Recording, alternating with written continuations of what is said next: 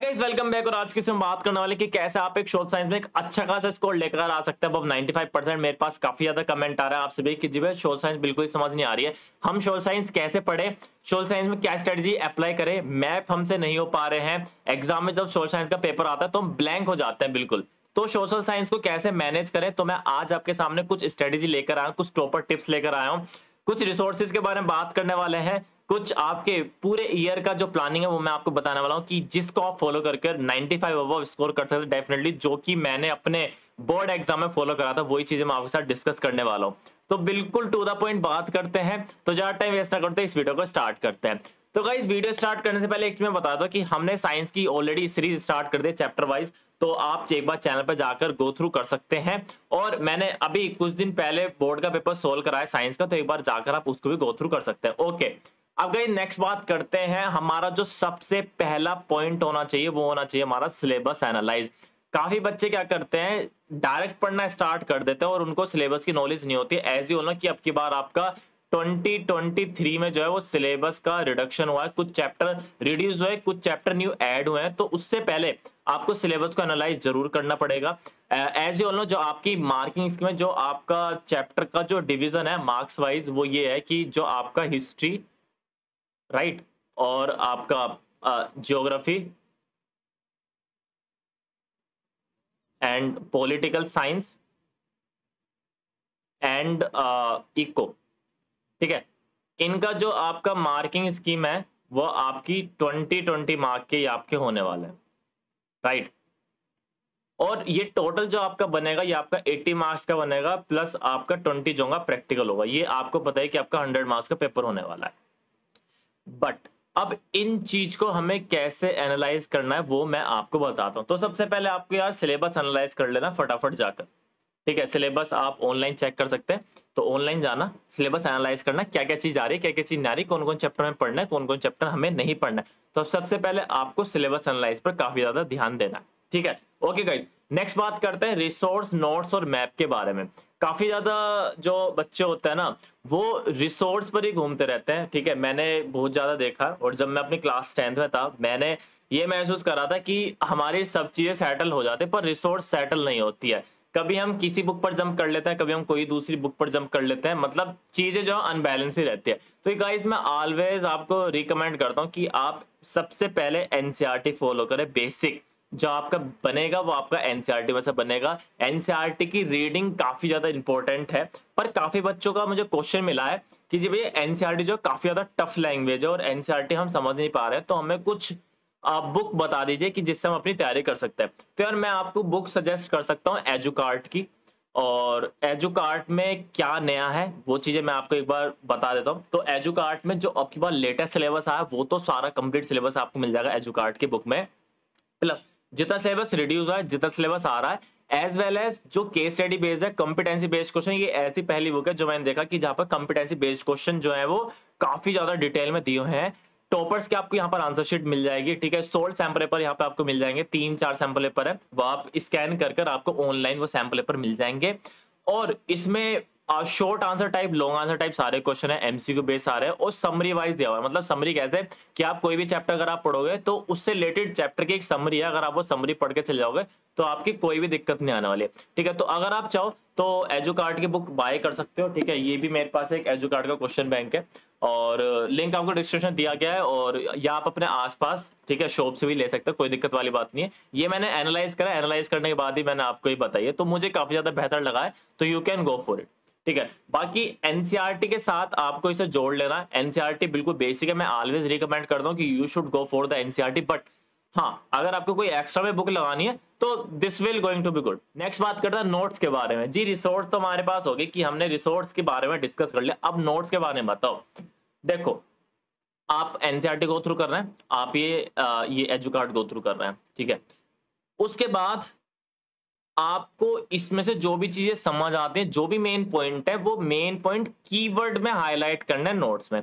Notes है आपके, notes कैसे बनाना है काफी बच्चों को तरीका नहीं आता बिल्कुल भी। तो स्पेशली सोशल के जो लैंग्वेज नोट्स होते हैं उनमें आपको क्या करना है, नोट्स बनाने, हाईलाइटेड की पॉइंट लिखना है अंडरलाइन करके। ऐसा नहीं पूरी बुक उतार देनी है हमें नोट्स में, एक चैप्टर का नोट्स 2 या 3 पेज में होना चाहिए, जिसमें हमें हाईलाइटेड की पॉइंट लिखना है। वो आप किसी भी लैंग्वेज में लिख सकते हो, हिंदी में भी लिख सकते हो, इंग्लिश में भी लिख सकते हो, वो आपके नोट्स है। नोट्स का मतलब है कि वो आपको ही पढ़ना है एग्जाम से पहले, ठीक है। तो इस तरीके से बनाना जो आपके लिए हो, ऐसा नहीं कि जी नोट्स बनाने टीचर से चेक कराने, नहीं, नोट्स बनाना अपने लिए बनाना, जिससे आप एग्जाम में या एग्जाम में अगर आप एग्जाम देने वाले हो तो उससे 2-3 दिन अगर आप पहले पढ़ो या एग्जाम से एक दिन पहले पढ़ो तो आपका बिल्कुल चैप्टर क्लियर हो जाए। तो शॉर्ट नोट्स होने चाहिए, एकदम बिल्कुल कंसाइज होने चाहिए, प्रिसाइज होने चाहिए, और जितना ज्यादा कीवर्ड्स हो उसमें हाईलाइटेड पॉइंट हो वो ज्यादा बेटर रहेगा। नेक्स्ट बात करते हैं मैप के बारे में। हमेशा जो आपको पढ़ना है वो मैप को सामने रखकर पढ़ना है। ज्योग्राफी मेनली आपको, जैसे आप कोई भी चैप्टर पढ़ रहे हो तो मैप पे देखो कि वो जो रीजन है, ठीक है, या फिर जहां पर राइस ज्यादा उगते हैं, या फिर जहां पर वीट ज्यादा उगते हैं, ठीक है, या फिर जहां पर सोयल, अच्छी क्वालिटी ऑफ सोयल पाई जाती है, वो किस जगह पर है, तो वहां पर वो हाईलाइट करके रखो। ये भी आपके कीवर्ड्स आप यहाँ पर लिख रहे हो नोट्स में, इसके आगे एक मैप जरूर बनाना उससे रिलेटेड। मैप काफी ज्यादा हेल्पफुल होते हैं, एग्जाम में पूरे नंबर देखे जाते हैं मैप। आगे बात करते हैं कुछ इंपॉर्टेंट पॉइंट्स के बारे में, how to write in exam. तो यार ये जो आप नीचे एक ठीक है स्क्रीनशॉट देख रहे हैं, ये एक टॉपर की आंसर शीट है, और यहाँ पे आप देख सकते हैं टॉपर ने किस तरीके से लिखा है। मैं आपको बताता हूँ कि अगर आप इस तरीके से लिखेंगे एग्जाम में, सोशल में स्पेशली, क्योंकि यार एक चीज मैं आपको डिस्कस कर देता हूँ, ऐसे काफी बच्चे होते हैं जो पूरे साल पढ़ते हैं तब भी वो 60% अप्रोच स्कोर करते हैं, और ऐसे काफी बच्चे होते हैं जो स्मार्टली पढ़ते हैं, ऐसा नहीं कि पूरे पूरे दिन पढ़ रहे हैं, डेली थोड़ा थोड़ा पढ़ते हैं, बट वो एग्जाम में एक 95% स्कोर कर लेते हैं। डिफरेंस बिटवीन कि उनका लिखने का तरीका बहुत ज्यादा बढ़िया होता है, मतलब टीचर ने देखा, अरे मजा ही आ गया कॉपी देखकर, तो लिखने का तरीका बेटर हो एकदम, टीचर भी देखे तुम्हारी कॉपी तो उसे भी आनंद आ जाए, ठीक है भाई, घर की टेंशन जो है वो आपकी कॉपी देकर भूल जाए, जो भी एग्जामिनर आपकी कॉपी चेक करना है, तो ऐसी रखना कॉपी बढ़िया एकदम बिंदास। ओके, तो गाइस आप यहाँ पर देख सकते हैं, ठीक है, टॉपर्स या कोई भी जो बच्चा 90-95 स्कोर करता है अपने बोर्ड एग्जाम में, स्पेशली लैंग्वेज सोशल साइंस में, वो आप देखना पॉइंट वाइज लिखते हैं सारे लोग। पॉइंट वाइज एक सबसे बड़ा रोल लगता है आपकी, जब आप कॉपी लिख रहे हो या जब आप एग्जाम में लिख रहे हो, तो पहला पॉइंट जो होना चाहिए that should be the point wise.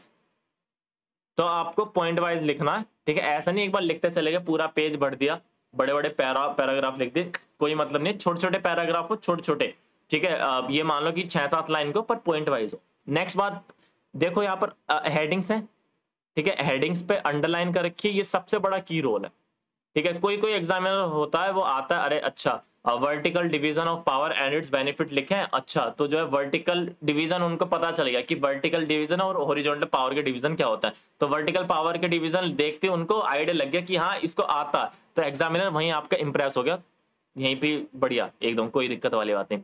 Next बात करते हैं, यहाँ पर देखो अंडरलाइन, वीगर सेक्शन पर अंडरलाइन है, सोसाइटी पर अंडरलाइन है, ठीक है, लीगल प्रोविजन पर अंडरलाइन है, तो अंडरलाइन, हेडिंग्स, हाईलाइटेड की पॉइंट्स, राइट, पॉइंट वाइज, तो ये कुछ तरीके होते हैं कि जिससे आप अपने मार्क्स बढ़ा सकते हैं 20-30%, और प्लस हैंड राइटिंग तो बहुत ज्यादा जरूरी है। देखो ये कितना खुला खुला लिखते हैं लोग, है ना, ऐसा नहीं है। और यहाँ पर देखो पैराग्राफ भी कितना लिखा हुआ है, 1 2 3 4 5 6 to 7 लाइन है, पैराग्राफ खत्म, और यहाँ पर एक पैराग्राफ के आपको 1 नंबर मिल रहा होगा 1 पॉइंट का। अगर 5 नंबर का आपका क्वेश्चन है तो आपको 5 पॉइंट वहां पर लिखना है, अंदर की बात बता रहा हूँ मैं, ये 5 नंबर का अगर आपके क्वेश्चन तो 5 पॉइंट लिखना है, 3 नंबर का क्वेश्चन तो 3 पॉइंट लिखना है, क्योंकि हर एक पॉइंट का 1 नंबर होता है, तो आपको ये चीजें ध्यान में रखकर जरूर चलनी है। नेक्स्ट बात करते हैं टॉपर्स प्रो टिप्स क्या होंगी। भैया अभी हमने टॉपर्स के आंसर शीट एनालाइज करी तो हमें पता चल गया कि टॉपर्स किस तरीके से लिखते हैं। प्रो टिप्स क्या होगा यार, रिवीजन आपका डेली हो रहा हो, ठीक है, रिवीजन जो आपका है वो डेली हो रहा हो, रिवीजन कोई भी दिन हमें नहीं छोड़ना जिसमें आपका रिवीजन नहीं हो रहा हो। कितने भी आप चैप्टर्स पढ़ लो, कितने भी आप थ्योरी पढ़ लो, पर जब तक आपका रिवीजन नहीं होगा, जब तक ये 95 वाला जो आपका गोल है ये क्रैक नहीं हो पाएगा। 80 तक पहुंच जाओगे, पर 95 के लिए आपको डेली रिवीजन करने की बहुत ज्यादा जरूरत है। चैप्टर्स को रिवाइज करने की डेली काफी ज्यादा जरूरत है। चैप्टर की समरी आपको पता हो अपनी तरफ से आप बना देते हैं। ये बोर्ड है, ठीक है, ये कोई दूसरी तीसरी पांचवी क्लास नहीं कि जिसमें टीचर ने जो लिखवाया है वही आपकी कॉपी में होना चाहिए, अनलेस अनटिल, ठीक है, आपके साथ दिक्कत ना हो, ठीक है, क्योंकि छोटी क्लास में यही होता था, पर बड़ी क्लासेस जब आप बोर्ड्स में आ जाते हो तो आप वहां अपनी तरफ से बना सकते हो वहां, ठीक है। ये मान लीजिए कि पूरा आपने चैप्टर की समरी पढ़ ली, वहां आप अपनी तरफ से बनाओ, जिसमें कोई भी दिक्कत वाली बात है। तो रिवीजन आपका, डेली रिवीजन आपका होना जरूरी है, ठीक है। कंसिस्टेंसी होनी बहुत ज्यादा जरूरी है। एक ही बुक पर स्टिक रहना, टॉपर्स कभी बुक चेंज नहीं करते, बुक पर एक ही स्टिक रहना, एक एनसीईआरटी आपकी होनी चाहिए जरूर, और एक साइड है मैंने जो भी आपको बुक बताई है, जो भी आपको अच्छी लगती है वो आप अपनी तरफ से रख सकते हैं बुक, ठीक है, तो उसमें कोई भी दिक्कत वाली बात नहीं है। Books should be there, revision always should be there, ये दोनों ऐसी जरूरी चीज है जो आपको हमेशा हमेशा करनी है। और हाँ ठीक है, हैंड राइटिंग अच्छी रखना, हैंड राइटिंग का काफी ज्यादा रोल होता है, अगर आप ये लैंग्वेज सब्जेक्ट जा रहे हैं देने तो हैंड राइटिंग का बहुत बड़ा रोल होता है, मैं आपको सीरियसली बता रहा हूँ। एक और नेक्स्ट चीज यार, आपको प्रीवियस ईयर पेपर जरूर गो थ्रू करना है कि ठीक है, जितना ज्यादा previous year paper go through करेंगे आपको एक आइडिया लग जाएगा कि यहाँ प्रीवियस ईयर पेपर में इस तरह के क्वेश्चन आए थे, तो मुझे भी अगर मैं इस तरह के क्वेश्चन की तैयारी करूँ तो वहां पर चांसेस ज्यादा है कि मैं एग्जाम में क्वेश्चन काफी हद तक क्वेश्चन जो है वो ठीक कर पाऊँ। तो गाइज यही मेरी तरफ से आपके लिए कुछ पॉइंट्स थे, आई होप आपको पॉइंट्स समझ आए हो, आपको पॉइंट्स हेल्पफुल लगे हो, और अगर हेल्पफुल लगे तो एक बार लाइक जरूर करना वीडियो को, अपने दोस्तों के साथ शेयर जरूर करना जो सोशल साइंस से डरते हैं, जिससे उनके भी अच्छे खासे मार्क्स आ जाएंगे उनके बोर्ड एग्जाम में। और अब आपसे मिलते हैं नेक्स्ट वीडियो में, thank you so much, bye bye, take care, goodbye, see you in the next video, bye bye.